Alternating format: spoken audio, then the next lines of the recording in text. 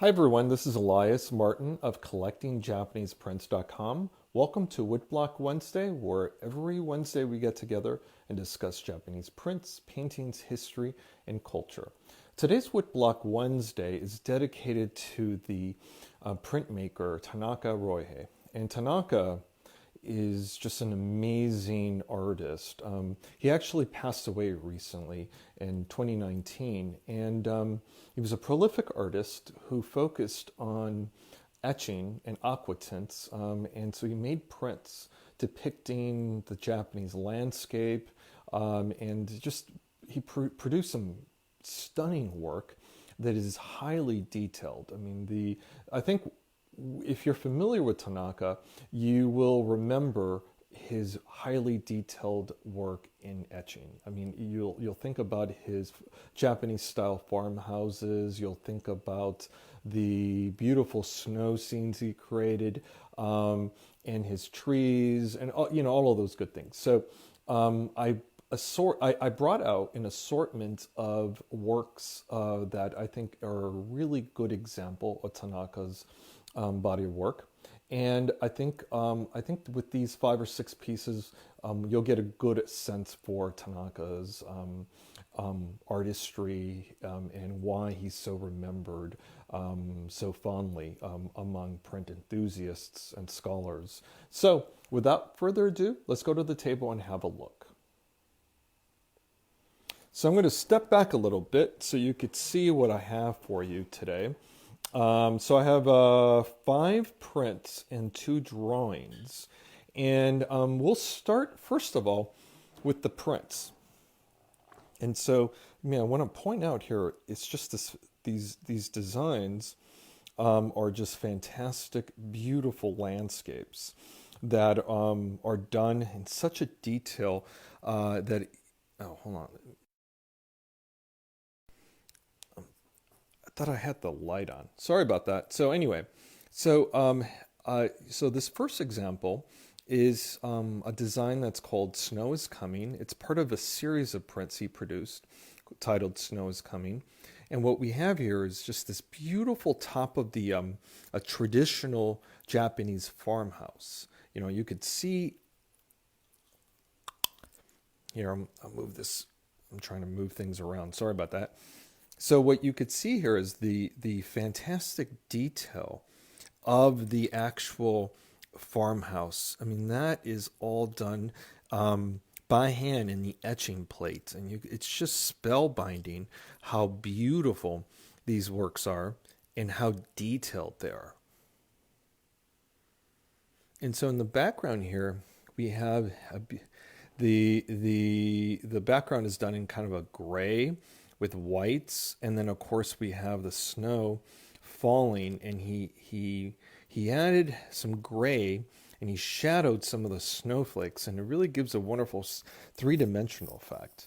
Quite frankly, most of his prints look like photos, and this one is definitely one of those. When you look at it, you could be looking at a photo of something that could be 100 years old, like one of those Meiji period tinted colored photos. It kind of has that quality to it. It's just stunning. So I'm going to zoom in so you could see.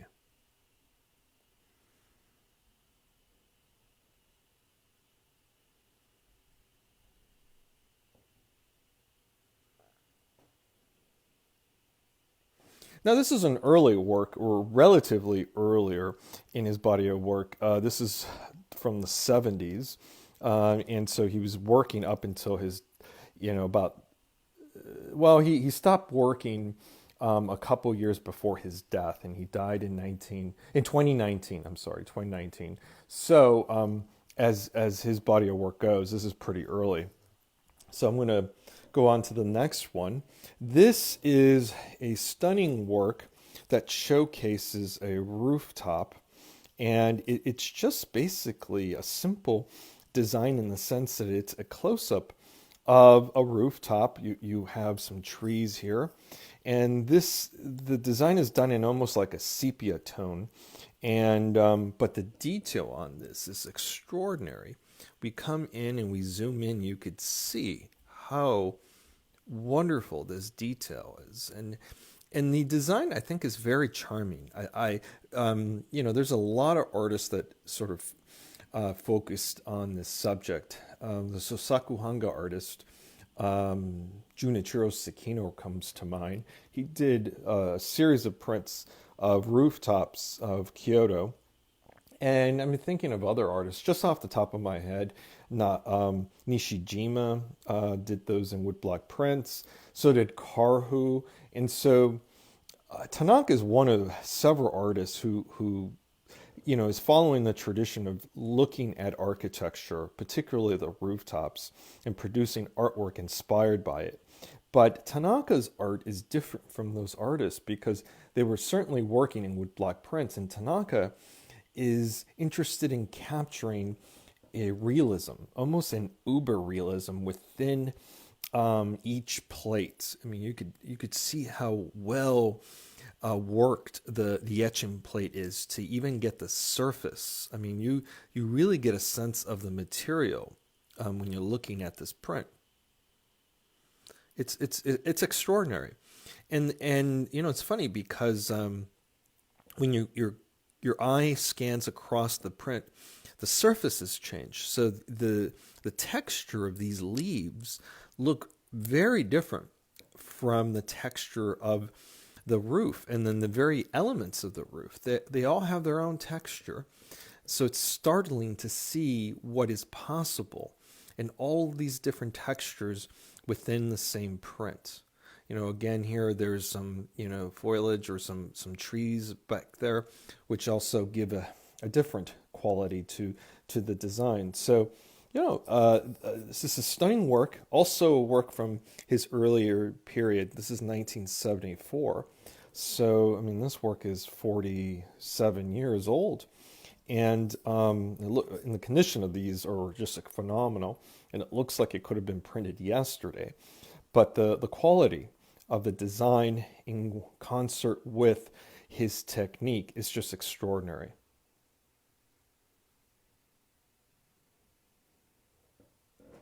All right, so I'm going to move on to the next one. And I'll come back to them, but I just want to sort of address all of them quickly first. This is a fantastic design, again, of Japanese farmhouses. And the Japanese farmhouse is actually something that's a bit of an endangered species. And I say that as a joke, but I mean it in the sense that not many have survived. And there aren't that many people that know how to restore them. There's only a few, and every year there's less and less. And so these Japanese farmhouses are sort of treasured cultural artifacts of the past. And Tanaka is really interested in sort of documenting the architecture. And in this design, it's a riot of different textures. We have here, I think this is stone, and then we have, of course, the above that some vegetation, and then the grass down here.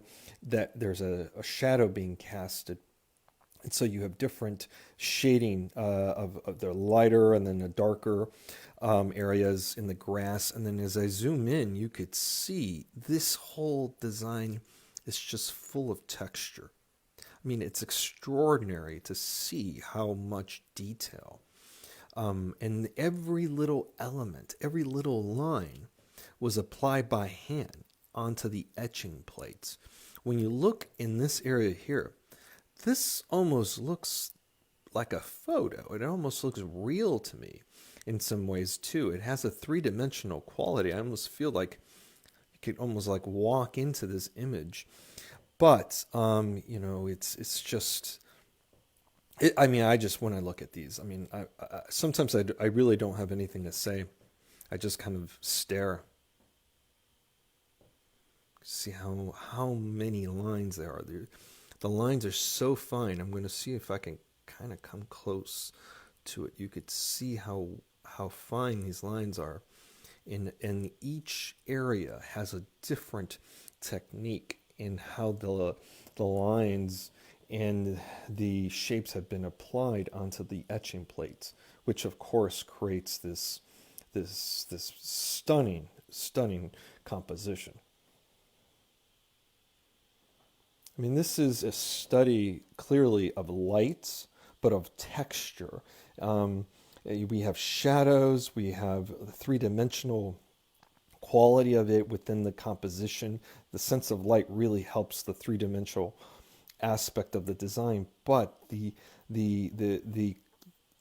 attention to detail to be able to produce these textures or it's just stunning. I mean, I just think it's extraordinary to be able to do something like this. It's also extraordinary to be able to sort of stand in front of it and just kind of admire this work. It's just I'm very, very fortunate. And all of these, by the way, I should have said this at the very beginning, are from my latest exhibition, Tanaka Ryohei, The World in the Grain of Sand. And that line is actually from a line it's a poetic line from William Blake from one of his poems. And I think in essence, it really captures Tanaka's sort of project. He does want to create a small world. He wants to reproduce the world in sort of in the every minute detail within the confines of one of his prints. And so all of these designs that I've shared thus far have that element. They all have a world that Tanaka has produced onto a print that invites us to inhabit. So I think these are just fantastic. So I'm going to move on to a few more that I have here. In fact, I might just bring this one a little closer to the light. And this work is a design of these trees that are overlooking. I think the way that you could read it is that you're on a hill and you're looking at this scene through the trees. Now, if you look carefully, there is a Japanese farmhouse in silhouette where you could kind of actually make out the roof there, and then here you have the roof down out here, and there's some more roofs below. But they're sort of in the background, and what this design is really doing is activating these trees, and you can almost get a sense of them swaying.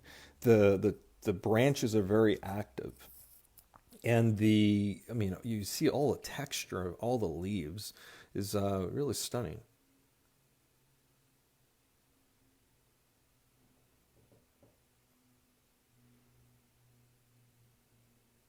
So it's interesting. In this design, obviously the Japanese farmhouse is front and center, and it's the subject of the design, as is this roof here, and then another Japanese farmhouse here. However, here we really have Tanaka's sense of experimentation and play, and he's so well known for producing these designs of farmhouses that in this design, it's not really the front and centered featured quality or subject of the print. It's actually in the background, and he's showcasing his ability to produce his almost extreme realism, but with the trees and the foreground. So I'm going to come in and you could see the detail of these. I don't know how easy it is to capture on this phone, but I'll tell you that when you're looking at these prints in person, the first thing that you see is just the realism. They all look like photographs. They look quite real, and then when the eye examines the print even closer, you could see his amazing minute detail that goes into each of these designs. So the last print I want to show is this design, part of his Snow is Coming series. We discussed the first one was part of this series. This one is from 2007. And what we have here is this stunning design done in tones of gray. And then we have a tree in front of this traditional Japanese farmhouse. It's a persimmon tree, so it still has 3 persimmons on the tree, and that red really pops among the background of white from the snow. It's really very nice. And so, you could see the detail once again of the tree, the thatched roof of the Japanese farmhouse. And in this design, you really get a sense of light from the actual falling snow. Whereas in this design, the sense of light is coming in from the shading from different angles, the light following the contours of the house in some areas and then moving across the design. But here, the light really is coming in from the snow, which I think is a beautiful technique. You can almost picture sort of the snow falling and reflecting maybe some moonlight or some light that might be around the farmhouse. But you really get a sense that you're out in the middle of nowhere. And typically these farmhouses are done, they were constructed in the country. And recently it was part of a talk. I was listening to this talk given by an expert on these traditional Japanese farmhouses, and there's some renewed interest in them, and basically they're moving them into areas such as Tokyo or just outside of Tokyo. So imagine, by Kamakura, if you've been to Japan, you'll know what I mean.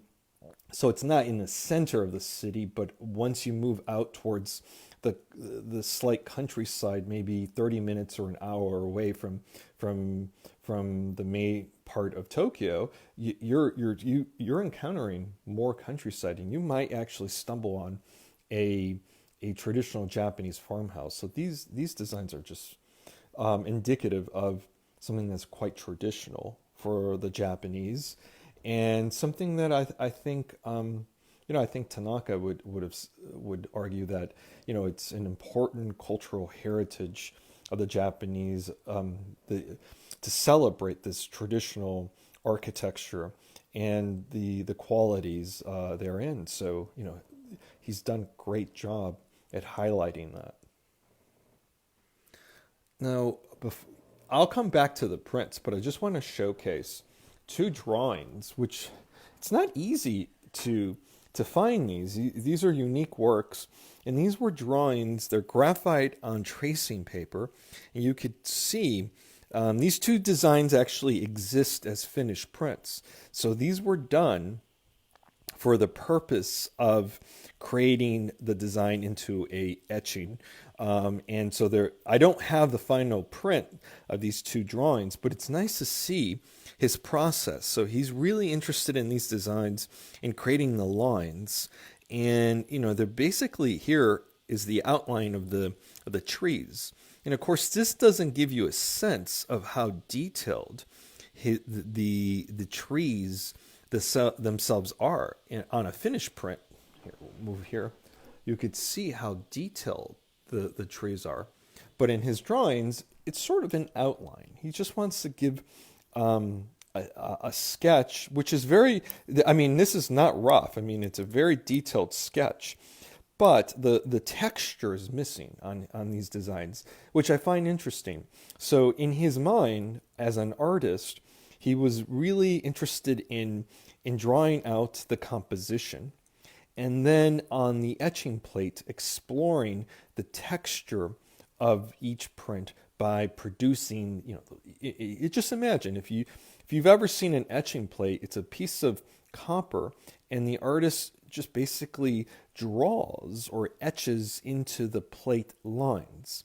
And in many cases, there's thousands upon thousands of little lines that come together to create the composition that we've seen. And so these designs done in graphite, they're simple in the sense that they don't expose or explore texture. That's really something he did on the etching plate. And again, you could see all of these trees in the background, but on the drawing, in preparation for the print, it's really more about the architectural elements, making sure that this pagoda in this case is very well articulated. And the lines are there that construct the pagoda. It's a very well done drawing. You could see how detailed the architectural elements are in the drawing. And here again, just a brief sort of sketch of what the vegetation is around the pagoda. So once more, these two drawings. This one, by the way, happens to be signed. He didn't often sign his drawings because they were mostly for him. And of course, these two ended up in a collection. And so, as things go, most of these things end up with collectors. But originally, Tanaka used this as a tool to produce his prints. So I'm going to come back and show you these designs. Yeah, I'm going to walk a little bit back so you could see the table, how big these prints are. They're not small. So we're talking about 12, 14 inches by 16 inches in some cases, if not larger. I mean, here, I'll just focus on this design for a moment. But it's extraordinary how beautifully detailed they are. I mean, it's just no other way of describing it, but it's a world unto its own that Tanaka is able to create.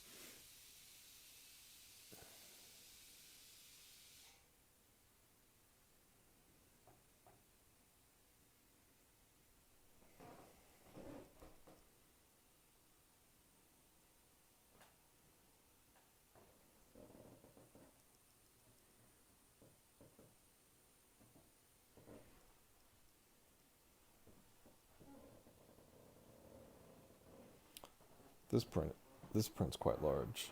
It's about 18, 20 inches long, maybe even longer.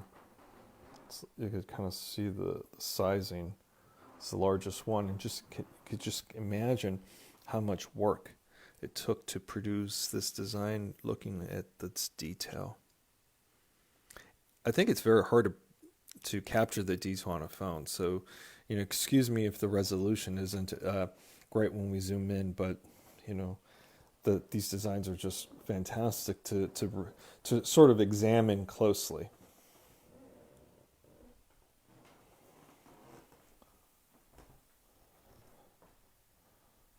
All right, one last time.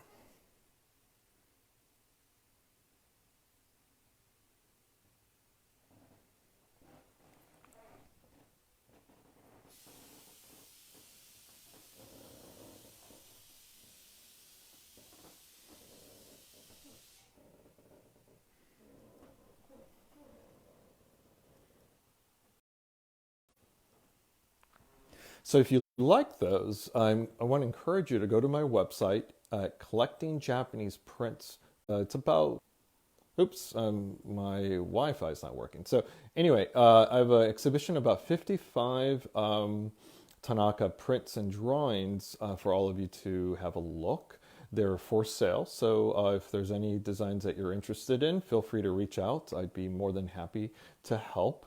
And then, of course, this exhibition is something, that is pretty memorable because it's one of the largest exhibitions of Tanaka's work online, particularly when you're looking at his earlier work and drawings that you don't see often. So, you could Google Tanaka and you'll see a bunch of stuff from the last 10 years, but this exhibition really showcases his entire body of work. And so, I hope you all enjoy it. And of course, this exhibition is up and will be up for a bit. And I'm also conducting a sale of my books from the bookstore of rare Japanese print and painting books. Most of them are out of print and hard to find. And the sale is through the end of the year. So you have a couple more days to take advantage of that. So anyway, I want to thank all of you for joining me on Woodblock Wednesday. And for those of you joining me on YouTube, this was filmed, recorded live on Facebook. So there's a new group of people joining us on YouTube. So I want to thank all of you for checking us out. And again, my name is Elias Martin from collectingjapaneseprints.com. Thank you so much for joining. I'll see you next week. Till then, bye-bye.